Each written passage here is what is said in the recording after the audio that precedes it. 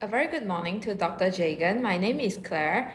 In today's discussion, we are going to discuss deeply on the concept of judge-made law and some of the factors that lead to the development of judge-made law over the years. The question mentioned the code where in truth judges make and change the law. The whole of the common law is judge-made by Lord Brown Wilkinson. Let me briefly introduce the case. So in the case of Plainwood Benson against Lincoln City Council, Plainwood Benson entered into interest rate swap transactions with Lincoln City Council. Payments were made under a mistake of law and Plainwood Benson sought to recover them. Court of Appeal decision at the time of payment precluded recovery of money paid under the mistake of law. The House of Lords held that the mistake of law rule should no longer be maintained as part of English law, and there is general right to recover money paid under a mistake, subject to appropriate mistake. They departed from the traditional voluntary payment doctrine, which stated that a payment made voluntarily without coercion or fraud could not be recovered even if made under a mistake of law. The court recognized that the voluntary payment doctrine was unjust and should not be extended to mistakes of law. Lord Brown states that the whole common law is judge-made. Thus, to develop the common law to keep up with changing world and suit the circumstances, judicial changes are needed. If judges do not make laws, the common law will remain stagnant and will not develop. Thus, judges apply the same or rigid decision to a case which causes injustice to the society. His statement indicates that the declaratory theory is absurd in reality due to the fact that the entire common law is a judgment by judges after the Norman conquest. Now let's go back to the traditional view. Well, from the traditional view by William Blackstone, the judge is sworn to determine, not according to his private sentiments, not according to his own private judgment, but according to the known laws and customs of the land. Not delegated to pronounce a new law, but to maintain and expound the old one. In his opinion, judges do not make law, but only follow the known law. Next, we all know that under the doctrine of separation of powers, there are three main parts, which are legislative, judiciary, and executive. Where legislative is responsible for the making of law, judiciary will apply the law while the executive execute the law. Parliament should be the only body to make law while judges cannot make law in order to uphold the parliamentary supremacy, or in other words, parliamentary sovereignty. Montesquieu has also mentioned that legislative functions as the law-making body and the judiciary is to interpret and apply the law passed by the parliament. No overlaps should occur between the branches of the state to prevent the abuse of power. Now let's move on to the modern view on judge-made law. In National Westminster Bank plc against Spectrum Plus 2005, Lord Nichols said common law is judge-made and the judge assumes their responsibilities to develop the law when necessary. Lord Denning supports judicial activism by mentioning no one is made aware of the law until judges expound it. It follows that they make it. There are a few factors that led to the development of judge-made law today. So first factor is to fill in the legislative gaps. The situation may arise in which there is no express law. Example, the factor tame cases. There is no law as to UK statutes were to be dealt with when they conflicted with EU law. As a result of decisions in the EU courts, the House of Lords developed a new doctrine to allow the statute to answer the question without completely abandoning the principle of parliamentary supremacy. Second factor is the interpretation of statute. Statutes may contain ambiguous or unclear provisions, leaving room for judicial interpretation. In such cases, judges are tasked with giving meaning to the law and establishing legal principles. Finally will be the common law. In common law, there are various areas in which there is no statute law. In such a condition, the judgments built by judges on existing cases are influenced by previous cases in a way that could be called lawmaking.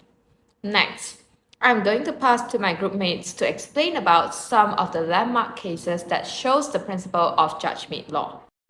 Hi, my name is Agnes, and next I'm going to start off with talking about how judges are involved in modifying or perhaps making laws by citing a few contract cases.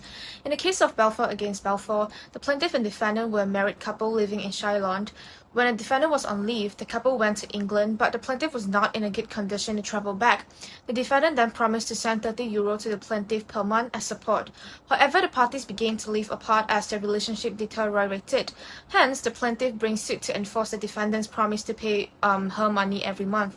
The Court of Appeal held that there was no binding contract, as Lord Atkin, Lord Justice, has pointed out that there was no intention to create a legal relationship in this case.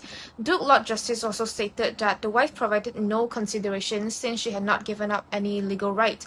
As a result, the court's decision has established the principles of domestic agreement and the distinction between domestic and commercial agreement.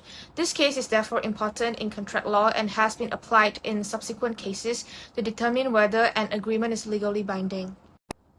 Next would be the case of Merritt against Merritt. Mr. and Mrs. Merritt married in 1941. They held their matrimonial home in joint names. In 1966, Mr. Merritt left the family home to live with another woman and agreed to pay Mrs. Merritt €40 per month. At Mrs. Merritt's request, he signed a document confirming that when she had repaid the balance on a mortgage, he would transfer the matrimonial home into her sole name. The wife later paid off the mortgage and successfully acquired declarations that the house belonged to her. The husband appealed and argued that the parties did not intend to be legally bound due to the domestic natures of their relationship. The court has held that the agreement was indeed binding, hence the appeal was unsuccessful. The ratio decidendi of the case is that the presumptions of a non-legal arrangement can be rebutted when parties are not living in amity. As per Lord Dunning, he mentioned that when a husband and wife are in the process of separations or are separated, the presumption does not operate. Here, they were fully separated, thereby acting like two contracting parties, while there was sufficient evidence of an intention to be bound. Whereby the obiter dicta of the case is that Lord Justice Wingary noted that the husband had committed adultery with another woman and left his wife. The wife therefore had several grounds for which she could have commenced proceedings such as divorce with the defendant, but she didn't. In fact, no proceedings became necessary because the husband arranged to pay her monthly and undertook that when she had discharged a small amount of outstanding on the mortgage, he would transfer the property to her. This case represents a departure from the earlier Balfour against Balfour precedents, which had established a general presumptions against enforceability of domestic agreement. The case has also recognized that under certain circumstances, such as separations, domestic agreement can still be enforceable. Hence, is considered a judge-made law as it creates new precedents and departed from previous judgment in Balfour against Balfour. Moving on to the case of Adams against Linsau. In this case, Adam wrote to Linsau offering to sell him 800 tods of wool. Adam asked for a response within 2 weeks. A few days later, Linsau wrote back agreeing to the offer. However, the letter was misdirected, and as a result, it arrived 2 days after the deadline. In the meantime, Adams had already sold the wool to a third party. Linsau sued Adams for a breach of contract. And the court has held that the acceptance became valid from the moment the letter was posted, and therefore there is a valid contract between both parties. The case of Adams against Linsau has established the postal rule, which became a foundational principle in contract law. It shifted the focus from the actual receipt of acceptance to the act of posting it. This judgment law has departed from previous law positions and create new legal principles such as the postal rule as a default rule for determining the timing of acceptance in contract formations. The postal rule was significant in cases where parties were physically distant from each other to conclude agreements. It was later applied in subsequent cases as judicial precedent. Hi, I'm Jashan. Now I'll introduce some cases in relation to some salient principle in the area of tort law, which vividly shows the doctrine of judge-made law. Let's start with the case Caparo Industry and Dickman. Defendant in this case was Dickman, an auditor of a public limited company accounts. Caparo bought shares and then discovered that the accounts did not show the company had been making a loss. Caparo, who was the plaintiff, alleged that in negligence, a duty was owed by Dickman to him. The court held that defendant was not liable based on a new principle, which is Caparo threefold test. It comprised of 3 basic rules, which are foreseeable, sufficient proximity, and fair, just, and reasonable. This principle was not stated in any statutes and was totally made by judges to determine to the capability of claiming compensation from pure economic loss. The fact that this principle is used today proves that judgment law is as important as legislation because it has not been repealed by any statutes. It binds the future case, for example, the case Network Rail, Infrastructure Limited, and Konakan Group Limited, and another. The next case, Borhill and Young. The fact of this case was about a plaintiff. A pregnant lady got off a tram and heard a collision but did not see it. Defendant was killed in that accident. The body of defendant had been removed, but there was a lot of blood on the road. When she walked past where the incident occurred, she went into shock and her baby was stillborn. She brought a negligence claim against the defendant's estate. So the court held that the plaintiff's claim was failed, which means there was no duty of care owed by the defendant to the plaintiff. Ratio decidendi of the case decided based on the precedent case, which is Donoghue and Stevenson. The Donoghue case has originated a fundamental principle in recovering damages from personal injury or property damage. It is Lord Atkin's neighbor principle. This principle is not laid down in legislation, but solely a common law creation by judges. Based on the two elements in the principle, sufficient proximity and foreseeability, defendant was not liable to the plaintiff. The decision in Donoghue was binding in the following case, Borhill and Young. As we know, one of the significant elements of judgment law was the doctrine of stare decisis. It demands that judicial decisions function as binding precedent, controlling the outcome of future cases with facts sufficiently similar to the earlier decided cases. As a principle of common law, it ensures the consistency and predictability of law. Obviously, the doctrine of stare decisis is affirmed in the case Borhill and Young. The next principle created by judges was the Bolam test. In Bolam and Froome Hospital Management Committee, judges had come to a conclusion which a medical professional will not be held guilty if he acted in accordance with a practice accepted as proper by a responsible body of medical men skilled in that particular art. They also set a standard of care required of a professional into the hands of his peers but not the court.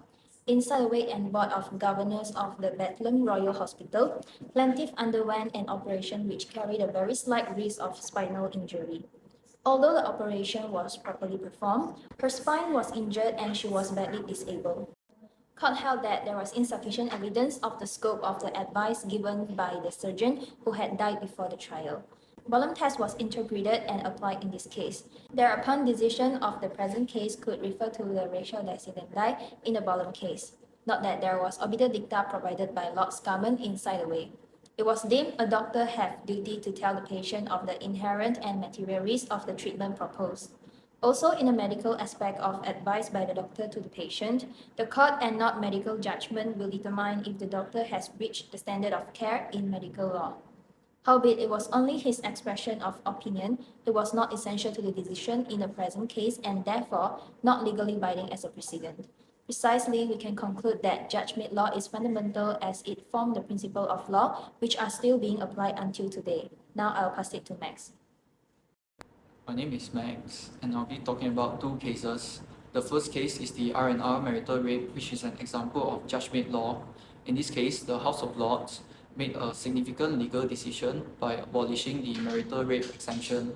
The second case is Whiteley and Chappell, which is related to the concept of literal interpretation of the law. The first case, the R&R marital rape case. In this case, R and his wife experienced marital difficulties leading to their separation. R's wife expressed her intention to seek a divorce, and during this time, R broke into her parents' house, attempting to force her into non-consensual sexual intercourse and assaulting her. It was held that R was arrested and faced two charges. The first charge was for rape, which violated Section 1, Subsection 1 of the Sexual Offences Amendment Act 1976. The second charge was for assault occasioning actual bodily harm, which violated Section 47 of the Offences Against the Person Act 1861. The ratio decidendi of this case is that the House of Lords held that the marital rape exemption was outdated and abolished it.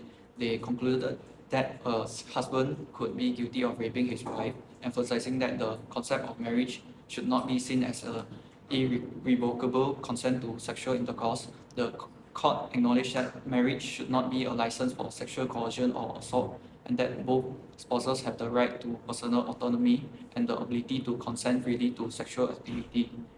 The obiter dicta is the court recognized that the understanding of marital relationship had evolved and societal attitudes had changed significantly since the creation of the exemption.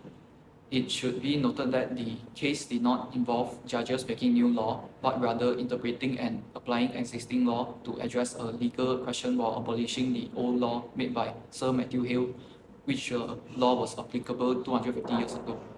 This decision played a crucial role in bringing the law in line with changing societal attitudes and understanding of consent. This decision effectively changed the legal landscape and create a new precedent, making it an example of judge-made law. For the second case is the Whiteley and Chapel. The defendant, Chapel, was charged with impersonating someone entitled to vote in an election. The law stated that only a person entitled to vote could be considered the victim of such impersonation. The defendant argued that the deceased person he impersonated was not entitled to vote at the time of the offence. The ratio decidendi of the case is that the Queen's Bench Division held that the provision prohibiting impersonation of a person entitled to vote extended beyond individuals who were currently entitled to vote. The court took a broader interpretation of the law and held that it also covered impersonation of deceased persons who had been entitled to vote at the time of their death. The judges reasoned that the purpose of the law was to protect the integrity of the electoral process, and limiting its application to living individuals would create a significant loophole. The obiter dicta is that the judges made additional remarks that went beyond the specific facts of the case. They discussed the potential absurdity and injustice that would result from a narrow and literal interpretation of the law. The court noted that strict adherence to the wording could lead to an absurd outcome where impersonation of deceased individuals would not be punishable, even if it undermined the integrity of electoral system. The literal interpretation of the law would have meant that the defendant could only be convicted if he had impersonated a living person who was currently entitled to vote. However, the court took a broader interpretation and held that the provision also covered impersonation of deceased persons, leading to a more reasonable outcome. By adopting this broader interpretation, the court aimed to prevent a potential loophole and uphold the integrity of the electoral process. This case illustrates how courts sometimes depart from a strict literal interpretation of the law to ensure that its purpose and objective are upheld. That is all from me. I'll be passing. My name is Clement. I'm here against Stevenson 1932, which shows a doctrine of negligence. The fact for this case is Mr. Donohue's friend brought her a ginger beer. She consumed half of the bottle, which was made of dark opaque glass. When the remainder of the content was poured into a tumbler, at this point the decomposed remains of a snail floated out, causing her a leg short and severe gastroenteritis. Mr. Donohue was not able to claim true breach of warranty of a contract as she was not party to any contract. Therefore, she issued proceedings against Stevenson's, the manufacturers, which made its way up to the House of Lords. It was held that the House of Lords found for Mr. Donohue, with the leading judgment delivered by Lord Arkane in a 3-2 majority, with Lord Buckmaster and Lord Tomlin dissenting. The obiter dicta for this case, Lord Arkane stated that the rule that you are to love your neighborhood becomes in law. You must not injure your neighborhood. We must take reasonable care to avoid acts or omissions you can reasonably foresee would likely to injure our neighbors, persons who are so closely and directly affected by the act that have ought. This brings the next major development in neighborhood principle came from Hadley Breen against Hadler, 1964, which concerned economic loss, and neighborhood tax is found in Copper Industry against Dickman, 1990. Hence, Donohue and Stevenson is widely recognized as a judge-made case that significantly influenced the development of negligence law, setting a precedent for the duty of care owed by manufacturers to consumers. Next, Carlyle against Carbolic Smoke Ball Company, 1892, which shows acceptance by performance. The facts: a medical firm advertised its new wonder drugs, a smoke ball would cure people's flu, and if it did not, buyer would receive £100. When sued, Carbolic argued that the ads was not to be taken as a serious or legally binding offer. It was merely an invitation to treat and a gimmick. but the Court of Appeal held that it would appear to a reasonable man that Carbolic had made a serious offer, people had given good considerations. However, it was held the Court of Appeal found that there was a legally enforceable agreement and rejected the company's arguments and held that there was a fully binding contract for £100. The company would have to pay damages to the plaintiff. The rationale then lie for this case. Lord Judge Lingley, Bowen, and ELS Smith held that the advertisement was a unilateral offer to the entire world, satisfying conditions for using the smoke bowl constitute acceptance of the offer. Purchasing the smoke bowl constitute a good consideration. The company's claim that £100 was deposited at the Alliance Bank shows a serious intention to be legally bound. The operative data is that Lord Justice Bowen stated that if I advertise to the world that my dog is lost and that anybody who brings a dog to a particular place will be paid some money, all the police or other persons whose business is it to find lost dogs to be expected to sit down and write me a note saying that they have accepted my proposal, why of course they at once look for the dog, and as soon as they find the dog, they have performed the conditions. Carlier against Carbolic smoke bowl has affected the outcome of many cases. It was applied in the case of Peck against Letu 1973. Thus, Carlier against Carbolic smoke bowl company is considered judge-made law as it introduced and clarified legal principles related to the formations of unilateral contracts and the interpretations of offers and acceptance. Overseas tanker ship against Mont Dogs 1961, which was also known as the Lagoon Mount, which shows the remoteness rules. The facts for this case is the defendant ship, the Lagoon Mount, was refueling another ship and negligence split oil into the water. No effort was made to clear up the oil and it was quickly spread to the claimant's wharf. Welding was taking place on the wharf and sparks caused debris underneath the wharf to ignite, which then caused the oil to ignite, causing significant damage by largely destroying the wharf and equipment on it. The court held that overseas tanker ships limited company could not be held liable to pay compensations for the damage to the wharf. The damage caused to the wharf by the fire and furnace oil being set alight could not be foreseen by reasonable persons. This case disapproved the direct consequences test in the case of Repolymis 1921 and established the test for remoteness of damages. The Wagumon is widely recognized as a judge-made law case that contributes to the development of negligence law, particularly regarding to the scope of liability based on the concept of reasonably enforceability. From the discussion above, we think that the concept of judge-made law provides efficiency to the English legal system.